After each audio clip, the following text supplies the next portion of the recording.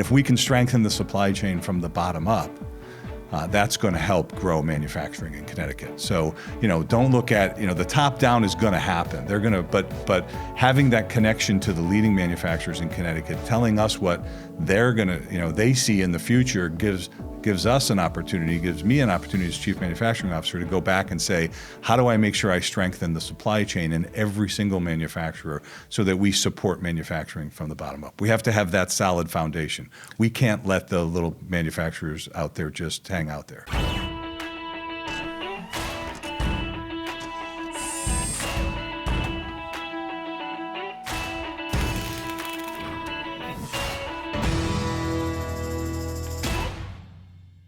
Just a quick reminder to check us out and follow us on LinkedIn so you're up to date on all our episode releases. Hey, it's Ari. Welcome to the Made in America podcast, where today's episode is brought to you by the number 2.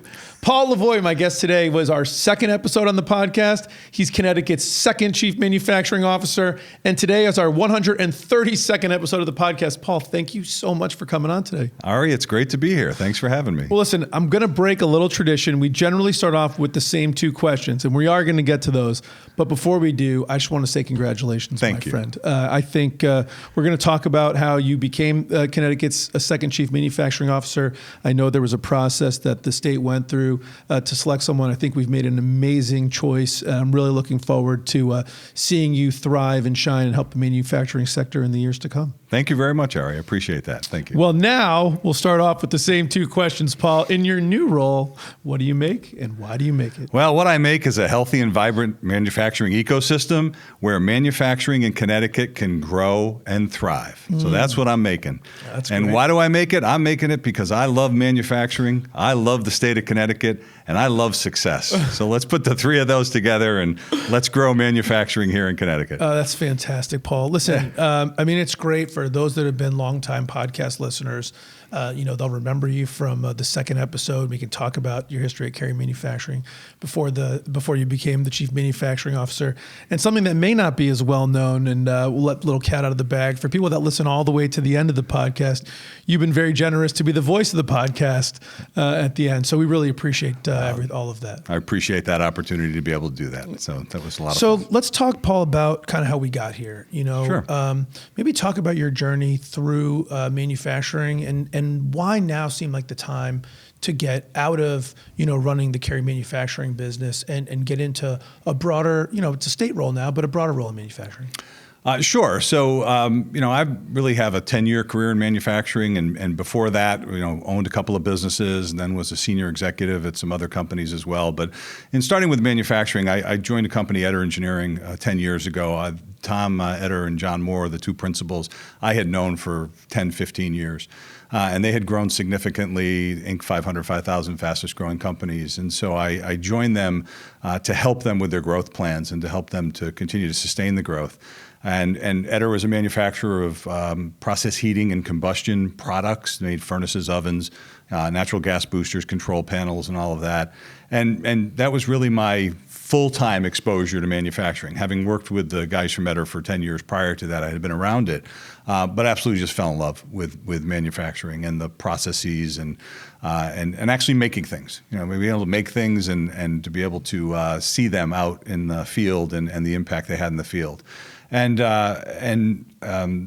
did that for about 5 years for them and really helped them sustain their growth, get them into a really good, solid position, and then joined Carey Manufacturing. And I think as we talked about on the last podcast, it's a family business, but I joined Carey to help Jack Carey bridge the gap, a generational gap. So he had a second generation coming in, and Jack was looking at how we can bridge that gap.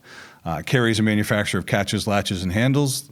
Latch on to us, we can handle it. And also had a product line, Amatom electronic hardware catalog, 900,000 items in the catalog. And really our claim to fame at Carey was our reshoring efforts and our workforce development efforts. But worked hard at Carey for 4 years to train the next generation. Carey's average age went from on the senior management team, went from about 64 to 34 in the last probably in the last 8 months to a year, with just really taking a look at retirements and building that succession plan and setting Carey up for the future success. Actually, if you don't mind, I'm go ahead. just going to pull on that for a second because Yeah. I think, and we'll maybe connect this back to sort of the chief manufacturing officer role, Yeah. the CMO role, as it were. It's interesting that succession planning because I'm sure you're out there talking to other manufacturers. That's a big concern of manufacturers across the country and certainly in Connecticut is about succession planning. How are you guys able to be successful doing that?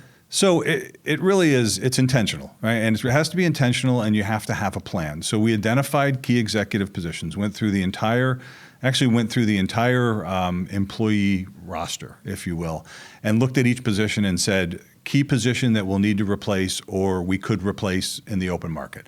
Either we need to develop it internally or we could replace it. So if it was an assembly person that was going to retire, we could generally hire off the street for that. But we lost our head of engineering, our controller, our director of human resources, all in a period of about a year, all through retirement. So if I didn't get out ahead of that 2 to 3 years ago, we were going to be in big trouble. So we hired a young engineer to tutor under the engineer that was retiring. Mike Fitzpatrick, who's Jack's son-in-law, is an engineer by trade, and Mike worked in the engineering place. Mike actually replaced me. So, but Mike was in training for 4 years to replace me. The deal I had with Mike is that someday I'm going to work for him.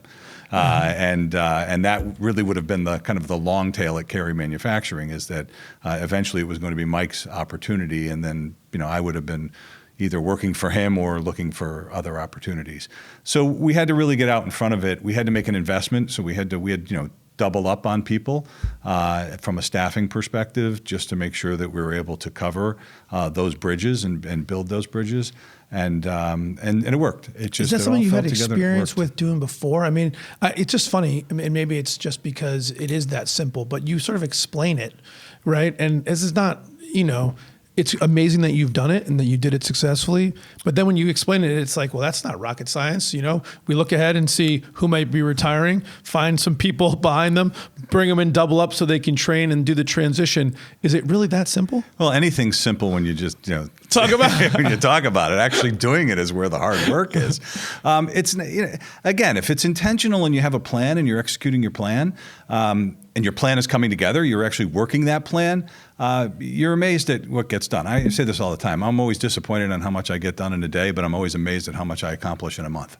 Right? So you just chip away at it every single day. You have that plan. You have to have that longer term vision as it relates to succession planning. And I had done, one of the things in my past was I owned a business coaching company, and I worked with family-owned businesses on succession planning. So, I was the person that was saying you have to have the plan. They were the people executing it. When I got to Carey, I got to say, okay, let me, now I know how to plan it. Now let me see if I can execute it. So, a little bit of eating your own cooking. Yeah. So it's interesting. You had the experience at Etter. You've had coaching business. You own some other businesses. Yeah. You've had a lot of experience at Carey Manufacturing. I wonder, how does that history translate into Chief Manufacturing Officer? So it's a great question. So a couple of things. First off, in the Chief Manufacturing Officer position, one of the requirements was you needed to run a manufacturing business in Connecticut. And so having that experience of actually running the manufacturing business, understanding what it's like to, what's cash look like on Tuesday so I can make payroll on Thursday kind of feeling. And all the other stuff that goes on with that as well was important. But it's interesting is a lot of the other things that I have in my background will serve me very, very well, and that is really the ability to listen, to really kind of lean in and listen. When you're a business coach, you have to do that, and you have to really understand things pretty quickly. So that's a skill I was able to kind of hone through that experience, and that's going to serve me well now. As I go out and listen to manufacturers, I need to be able to understand what their issues and concerns are, and then be able to translate into some solutions for them, and to be able to serve as that bridge, to be their ombudsman, if you will, out in the manufacturing space. A certain degree of ability to communicate and to really communicate well as to what's going on. I think a lot of, in talking to manufacturers now, we get a lot of, well, I didn't know the state did that, or my favorite, the state doesn't do anything for manufacturing, but the state just raises our taxes, which usually makes me blood boil a little bit. But it just means, what that means is that tells me that we're not doing a great job of communicating the resources that are available. So I think you need to have someone that's certainly has the manufacturing background, certainly tied into the manufacturing ecosystem, knows what's going on. And through my work on the Governor's Workforce Council, the I-4.0 Working Group, Senator Murphy group where we met, we can go through the list of things that I was involved with kind of outside of the Carey Manufacturing, but also a good communicator, somebody that can carry the message well and then really kind of make things happen. I think it's a really good point that I know about you because I've seen you at all these things, but it isn't just sort of your own individual background, and it's not that you've been involved in running two different manufacturers in Connecticut, which, by the way, the two that you worked at look a lot like most of the 4,000 manufacturers that are here in the state, and so that's going to, I think, serve us as an ecosystem well to have that representation there. But you referenced some of the other stuff that you're on, and I think it's really important because you must have received, I would imagine, through those experiences, much like I have, a pretty wide view of all the different types of manufacturers and sizes and shapes. I imagine you'll be leaning on that experience and those relationships as you go into this journey. Yeah, absolutely. It there's. When you look at Connecticut, there's the top 25 manufacturers. We know that 60,000, they have 60,000 employees. When you think about Connecticut, you think of the big three, Pratt & Whitney, Sikorsky, and Electric Boat as really the drivers. There are many more that are kind of in that category as well. But interesting part on that, I don't worry about the big three and whether they have the resources to grow their business. I mean, I worry that they stay here in Connecticut, and I want to make sure that they stay here and they grow in Connecticut and they continue to grow, and we help them solve their problems. But they're going to they really drive the manufacturing agenda for the state. And what I mean by that is I was having a conversation with Shane Eddy is on the MIF board, and he was recently promoted to president of Pratt & Whitney.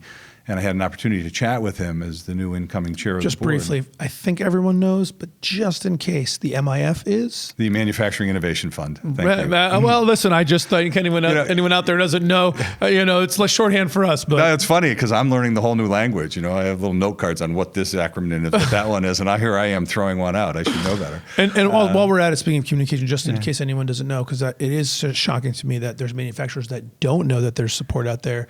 Just really briefly, what is the Manufacturing Innovation Fund? We can get to that because we can talk about that when I talk about my strategic initiatives. But I'm going to go back to the conversation I had with Shane at Pratt, and it basically was, his comment was he likes to serve on the board because he might not be a consumer of what the board has to offer, but he'll help us to understand what he needs in his supply chain.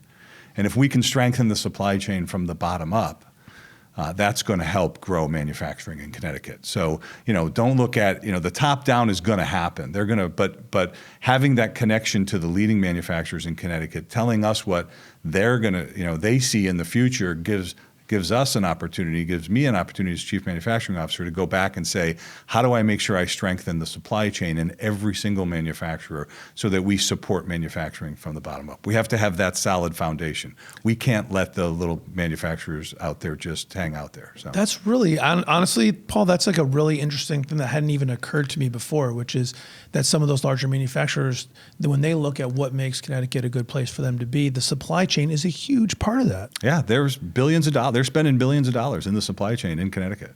Those large manufacturers. We need to make sure that the smaller manufacturers are strong to make sure that they're supporting that supply chain. We're only as strong as our weakest link in that chain, and we have to make sure that we're continuing to build the supply chain from the bottom up. So what made now the right? And I'm maybe interested, and the audience would probably be interested. Is like why were you selected to be the Chief Manufacturing Officer? Like, do you have any insights into what the thinking was on the other side? Well, I'll tell you the process, right? So I was at an event. Colin was speaking. I'm also the board chair of the Central Connecticut Chambers of Commerce, so it was a chamber event. Chamber manages 2 manufacturing associations. And so chatting with Colin, and Colin does his presentation, I do my thing, and I'm standing there with Dee Babkirk from the chamber, and she says to me, gee, it's too bad he's retiring. And I did one of these, he's retiring? And she goes, yeah. And then she looked at me and she goes, and you'd be great at the job. I go, you think so? And so that just is kind of the genesis of how the thinking started. So, I just reached out to Colin and said, hey, I understand you're retiring, and and what do you think? And I had to put together a resume, which I hadn't done in. I hadn't interviewed. The last time I interviewed for a job was 2001, and so the last time a resume I put together, so I'm like, oh, all right, I'll do that. So I put together the resume. Apparently, it was good enough, but. And then just started a whole dialogue of questions with Colin, and Colin had taken me through the criteria of, having run a manufacturing business, being tied into the ecosystem, somebody who's a good networker, somebody that's a good public speaker, somebody that that can understand how to bridge government and the private sector, and then understand that things in government work at a different pace than other things, and to be patient. And a term that I like to use is gently relentless. So gently relentless in the pursuit of our objectives. So that's my new style. So and it sounds like, I mean, looking down that list, I just look at that, Paul, and it's like, oh, Paul Lavoie, check, check, check, check. I just felt fit like a glove. Yeah, and I think they kept in touch with Colin through the process, and they did quite an extensive search, as they should, to look to see if they certainly can find the best candidate for the job. So I'm just thrilled and delighted that at the end of the day, I still at some point say, really, me? Great. I'm excited about this. This is great. So, what was it for you to make the jump? Because I mean, we've talked a little bit about why the state would look at you and realize and what that right fit would be. But for you, why was it time for a new challenge? And it's a very different challenge. I mean, you've been in the private sector, either owning your own business or running a business for decades. Why now to kind of go to the other side? That's a great question. So through the work that I've done on the Governor's Workforce Council, I-4.0 Working Group, Senator Murphy, as we talked about some of that stuff, I really started to it really started to light a fire.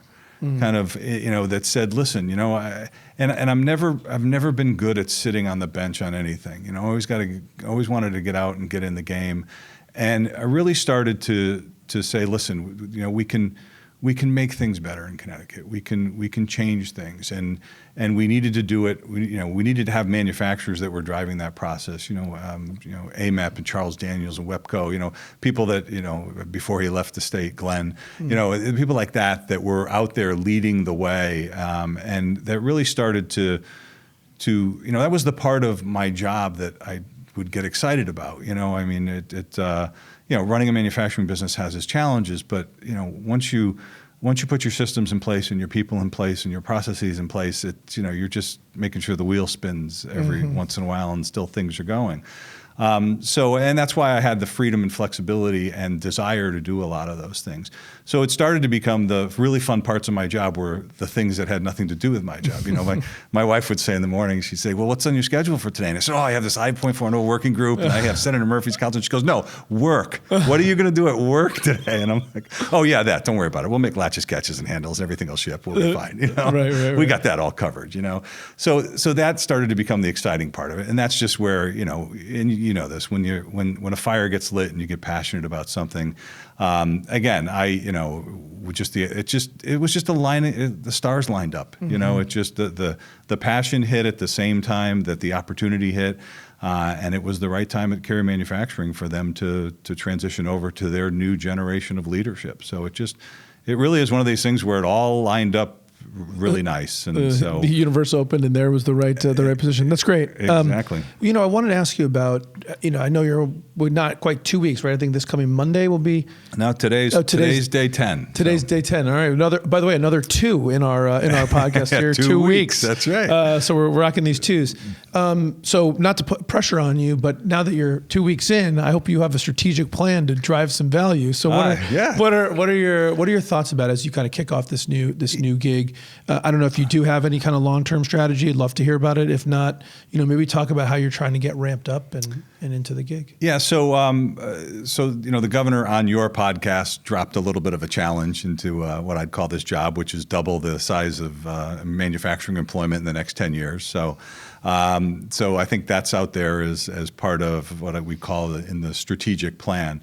Once you say it on the Made in America podcast, that's just it's facts. Word, man. You got to get it done. Double the manufacturing employment in the state of Connecticut in the next decade. You had to say it again, though. I just make sure we got it on this podcast. Yeah, I got it. Okay. Yeah. Hey, if you don't dream big, you don't achieve big. That's true. That's where you got to start. So I really have 5 strategic initiatives right out of the gate. One of the things that Christy Patima brought up this week on the MIF board, Manufacturing Innovation Fund, is to really look at a strategic plan to 2030 for manufacturing for the state of Connecticut, which I think would be great, and I think would be something we can take a look at doing over the next couple of months. But right out of the gate, there's really 5 things that I have on my radar as what I'll call strategic initiatives. And the first is building a robust workforce pipeline. What are the 3 problems in manufacturing? Workforce, right? That's it. So we're blessed with the governor putting resources into workforce with Dr. Kelly Valera's in the Office of Workforce Strategy, and the money that's coming in there from both the federal and the state side against workforce. Kelly has a much broader overview than just manufacturing. I just get to work in the manufacturing slice with her, so I'm really looking forward to supporting her efforts and becoming a voice for manufacturers in developing the workforce pipeline. The second is to foster that healthy ecosystem, is to make sure that we're building manufacturing from the bottom up, that we have a very healthy ecosystem where manufacturers can thrive and continue to grow. To encourage a culture of innovation. One of our greatest strengths as a state is that we're just really smart. There's a lot of smart people here working in advanced manufacturing and in a lot of other areas. If you look at biosciences and a lot of the stuff that we have going on, there's a ton of intellectual property. And that intellect breeds insight, right? I mean, from that intellect, you gain insight. And from insight, you gain innovation. And so we want to make sure that, and by the way, once you innovate, then you get smarter. So we want to make sure that innovation cycle in manufacturing, sharing best practices and making sure that people understand what other people are doing in manufacturing. The great thing about the manufacturing community in Connecticut is we're all collaborative. Even if we compete, we're collaborative. We're not afraid to share with other people. I mean, Carey Manufacturing, I hosted other manufacturers to just come on in, see our operations, see what we're doing with workforce development. We're happy to share anything. So just really to encourage that culture. I need to establish strong communication channels to all stakeholders. I was on a call today with Jamie Scott, Manufacturer CT, great organization, and I was on with a handful of manufacturers, and we have no idea what the state does, and we have no idea what programs are available, and listening to a couple of their specific problems and saying to myself, wow, we just need to do a better job, and communicating to stakeholders and manufacturers you have to be consistent, you have to be persistent. One of the things I've learned in sales is, you talk to a customer and a customer will say, well, I bought this, widget from this company. And I said, well, I can make that. And they said, well, I didn't know you could make it. I'm like, yeah, I told you 15 times I could make it. Do I have to tell you 20? I guess I do, right? That's right. That's on me, right? That's not on you, that's on me. We just need to get the messages out there. And the 5th thing is coordinate resources to clarify and simplify. No duplication of efforts, let's make sure that we're all really on the same boat, rowing in the same direction as it relates to manufacturing, and make sure that we're we have so many people doing so many great things in manufacturing. I just want to be the person out there who's going to kind of synthesize all this stuff and say, hey, wait a minute, you over here and you over here, we're both doing the same thing. What if we got together and did it together? We can have that multiplier effect, so kind of to be a force multiplier as it relates to what we're doing. Those 5 things. Yeah, that's tremendous. I mean, look, workforce, fostering the ecosystem, which we talked about, innovation, improving communication or the consistency of the communication. Actually, it's going back to gently relentless. Maybe that applies to communication too. And then coordinating resources to avoid duplication of efforts. I mean, if you can accomplish those 5 things, it'll make a really big impact. I want to maybe dig in on a couple of these things. Sure. I'm going to start with what I think you accurately portrayed as the top 3 problems in manufacturing that we're facing today, which is workforce. What can you do in that area? You mentioned sort of working with Kelly. I don't know if they are concrete, if you've got to that point. I mean, now that you're sort of coming to the other side, as it were, what can we really do at the state? What do you think you can do to help address some of these challenges? Well, it's really a long-term. It's a problem that has a long-term solution, right? We're not going to solve the workforce problem. We can't make people, right? So I can make widgets, I can make like hatches, latches, and handles, but so we have to start. You have to start in the middle school, and it's almost from the middle school to people who are in their 50s and 60s that are maybe looking for a career change. And how do we capture the hearts and minds of those people as it relates to manufacturing, get them excited about manufacturing, but provide them with the opportunities to skill up or in some cases reskill to be able to have a career in manufacturing. So again, the vision is that every manufacturing job in Connecticut is filled with a qualified person. It's really simple when you say it like that. It's really hard to do. But if you start with that goal in mind, then you start to look at all kinds of different avenues. I'll be going next week, Colin's last day, we're going to one of the Whitcraft groups where they're doing a work release program for women that are coming out of being incarcerated.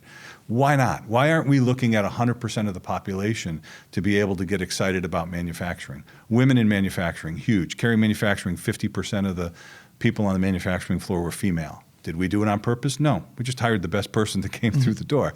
But look at that whole, are we looking at that whole universe, and then how do we provide them with the right tools from a training perspective to be able to do that? Now, in saying that, that's the big vision.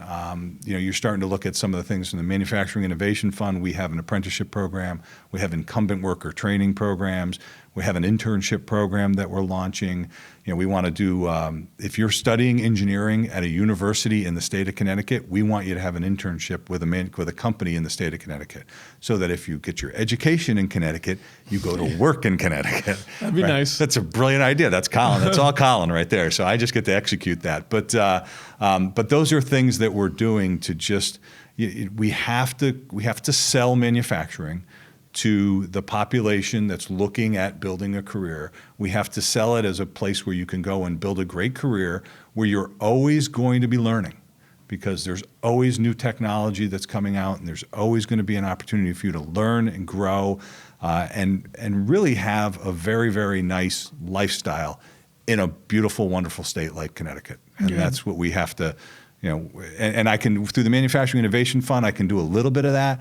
But there are lots of other resources in the state that we need to marshal to make sure that we're building that workforce pipeline. So I'll use this opportunity to ask you the question that I asked before, to just maybe let everyone know, if they don't know, what is the Manufacturing Innovation Fund? So the Manufacturing Innovation Fund is a fund that was created by the legislature, and it is funded each year, and that money is set aside for the development of manufacturing in the state of Connecticut. It is governed by a board that is appointed by the legislature. So all the members of the board are appointed by the legislature, and that board really decides the direction. There are 3 legacy programs in the Innovation Fund. There's the apprenticeship program, there's the voucher program, the manufacturing voucher program, and then there's the incumbent worker training program. So there is money available if you want to buy new equipment. The state will match what you're going to. So if you want to put $50,000 in for new equipment, we'll match $49,000. So there's matching programs for that will allow you to grow. And then under Colin's leadership, we came up with 6 new initiatives that we're working on. So we now have 9 in the Manufacturing Innovation Fund. But that internship program is one of them. Career fairs is another one. We're doing Siri assessments, and cybersecurity is another one that we're funding. Those are 3 of them. Here we go. That's lots. That's all right. We can go on. No, we're going to test me. We have an advertising campaign that we're launching as well. There's a couple of others. So I'm going to, Yeah, that's pretty good for week number 2. Give me a couple minutes, they'll come to me too. Yeah. So in the fund, so all this is a way for the state to sort of provide that support that you're talking about earlier through like direct matching. So all these opportunities and programs are ways to get funding to help execute this in your business. Correct. Yeah. Well, that's pretty good. When you're thinking about fostering the ecosystem, in that bottoms up approach, what's your role in doing that?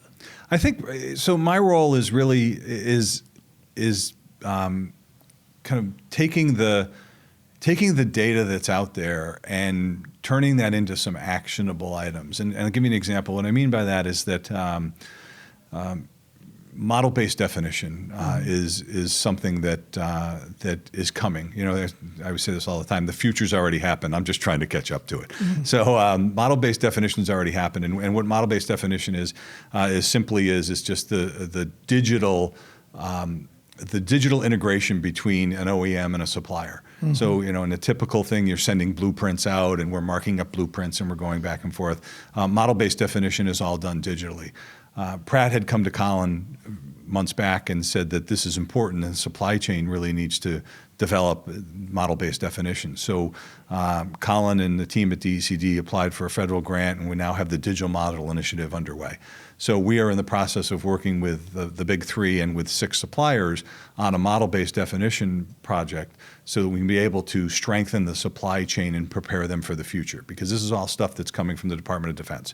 And we are the second largest per capita of defense spending in the country.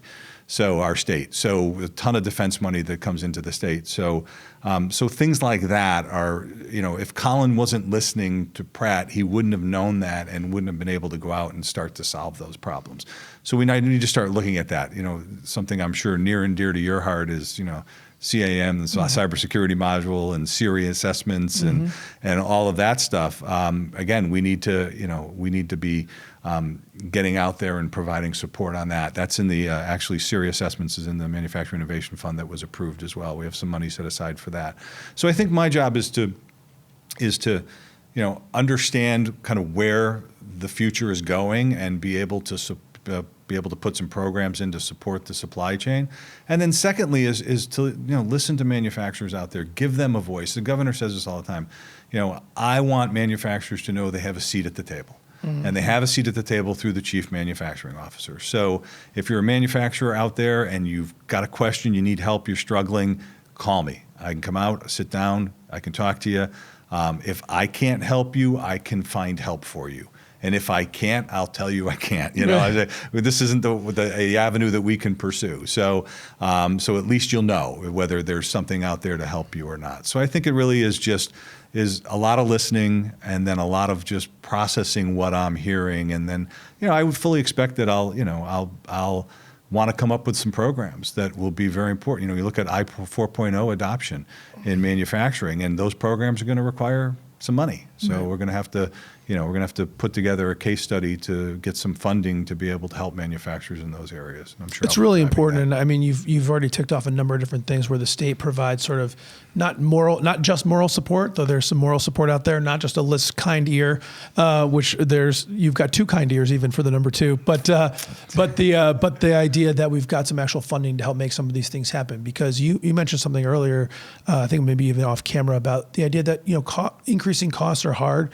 Small businesses, it's hard to do your job, keep your people employed, and then find ways to think about it, profitably invest in sort of the next generation of technology or cybersecurity or whatever, right? So we talked about model-based definition and I 4.0. And so to know that the state's here saying, listen, we want the supply chain to be strong, and we're not just going to tell you that, we're going to help you with some actual hard dollars. I think it's really important. So it's good to have you out there talking about that.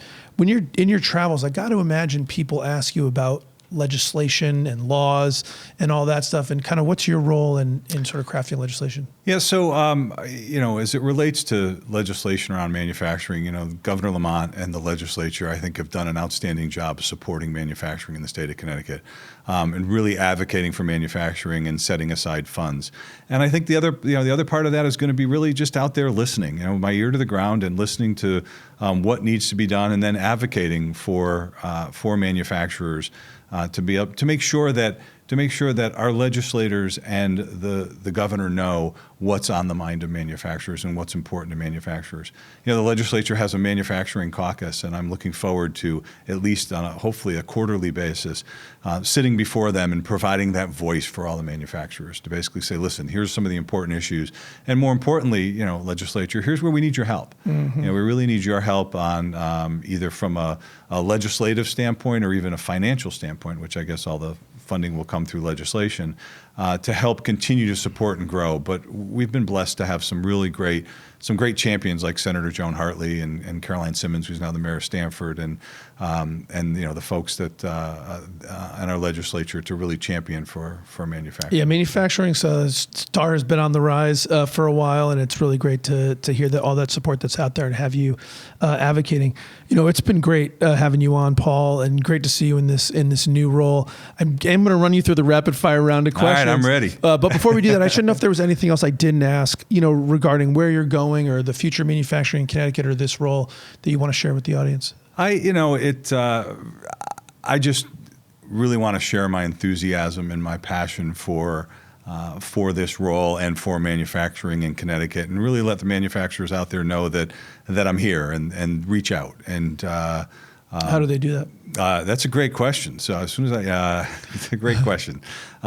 So I always tell people that if you can't find me, you weren't really looking very hard. So, my email is, paul.lavoie@ct.gov. There we go. If you got my name in the ct.gov, but certainly social media is a great way on LinkedIn to reach out. I think most people have, when it was announced I was in this position, reached out through LinkedIn as well, and then certainly through the DECD office. But certainly email and social are probably the great ways to get in touch with me. That's awesome. Well, you're super available, and we'll be there. We'll be there with you every step of the way, rooting for your success. Your support is appreciated, and your support of manufacturing is awesome, Ari. We really appreciate you. You got it, Paul. Shining the light on manufacturing. Here we go, man. Rapid fire. Red Sox or Yankees? Red Sox. That's it. Starbucks or Dunkin'? Dunkin'. Staycation or exotic destination? Exotic destination. I can't wait. iPhone or Android? iPhone. Sports car or SUV? Sports car. Favorite business book? So I shared one with you last time. I brought a new one with me. So I don't know if you're familiar with Jeff Gitomer. But this is the little book of Yes Attitude. So I'll share some excerpts from the book from you here. So it's this is why I like the book. It ain't the rain, the snow, the boss, the competition, the spouse, the money, the car, the job, or kids. It's you. It's always been you. So I like it. And then I'll share this too. Philosophy drives attitude. Attitude drives actions. Action drives results, and results drive lifestyles. You don't like your lifestyle? Look at your results. You don't like your results? Look at your actions. You don't like your actions? Look at your attitude. You don't like your attitude? Look at your philosophy. So this is a great book that sets your mind right as it relates to attitude, because we all know attitude determines altitude. So, man, that was awesome. I can't even. I got 3 more questions to go. I almost want to leave it on that. We have to come back for another yes quote right at the end.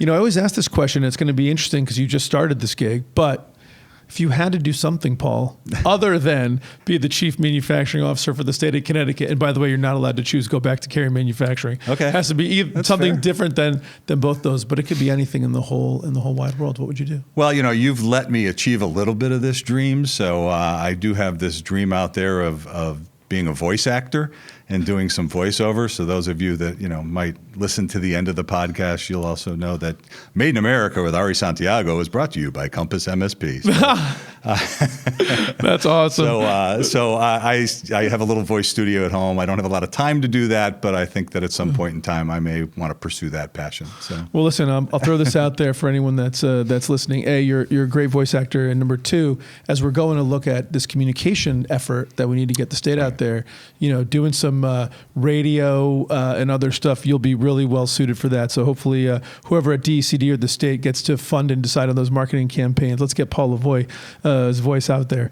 What's something, Paul, that you learned early in your career, early in your life, that you think's helped propel you to all the success you've had? I think through my career and early on, it was just to kind of understand that it's one of these things that my mother kind of instilled in me too, is that you can really do anything you want to do if you put your mind to it and if you work hard, right? Just set your goals high, work hard, and just always have that vision of just kind of working towards something that you really want, and it'll all work out. I always say to myself, all the times that I thought were going to be the end of the world really didn't turn out so bad after all. and I think that just learning that even when you're sometimes in the darkest days of we all have it where things don't go well, just keep plugging along. Just keep swimming, and things will work out. And things will work out as long as you again, I'll go back to my book here. As long as you have the right attitude, things will work out well with you. So I think that's a lesson I've learned. So That's awesome. And Paul, what's something you learned later in your career or later in your life that if you went back and told young Paul and he listened to you, you think it'd make a real big impact on him? Yeah, I think that, and I brought a little, this is something I carry around with me. I want to share this with you. It's that you're going to have good days and you're going to have bad days. Don't let a lot of them string together, right? Because sometimes you need a bad day to kind of resettle you and all that other stuff. But at the end of the day, look at your performance over like a longer period of time, and don't necessarily look at it at moments of time. And I'm going to share what I share with this is I brought this. This is best ball, worst ball. So in 13 trips to the Masters, Tiger Woods has birdied every hole, and he's eagled a few. Now, if you take Tiger Woods' scorecard and took the best score on every hole in 13 Masters, guess what his score would have been? Normally a 70 par. Right. You took the best hole. I mean, it's going to be like 54? 51. Okay, Wow. so 51 if you take his best holes. Now let's take his worst score on each one of those holes in every one of those 13 years, and let's add it up. I got a shot at this one, because if you take his worst score on every hole, it's a 101, right? So don't take, you're going to have good days and good holes. You're going to have bad days and bad holes. But listen, shoot 70 every day, and don't worry about the fact that you got an 8, and then maybe you'll get a couple of 2s, maybe some 1s along the way. So I've carried that around with me. That's a copy for you, but I've carried that around with me for years to just kind of remind me that, the greatest golfer in the world, if I took his worst score on a holes in 13 years, I got a shot. You got a shot at that. I got a shot. So I think, looking back, I think what I'd say is listen, you're going to have good days, you're going to have bad days, but try to string together a good round of 18. And if you do that long enough, you'll be at the top of your game. So. I'm going to leave it right there. Paul, it has been a tremendous having you on again. I really appreciate it. Congratulations again. Thank you, Ari. On the chief marketing role, and we'll be there with you on the journey. All right, thanks. We appreciate it. Made in America with Ari Santiago is brought to you by CompassMSP. Thanks for listening and spending some time with me today. My goal is to help build a strong manufacturing community, and it would be impossible to do without all of you.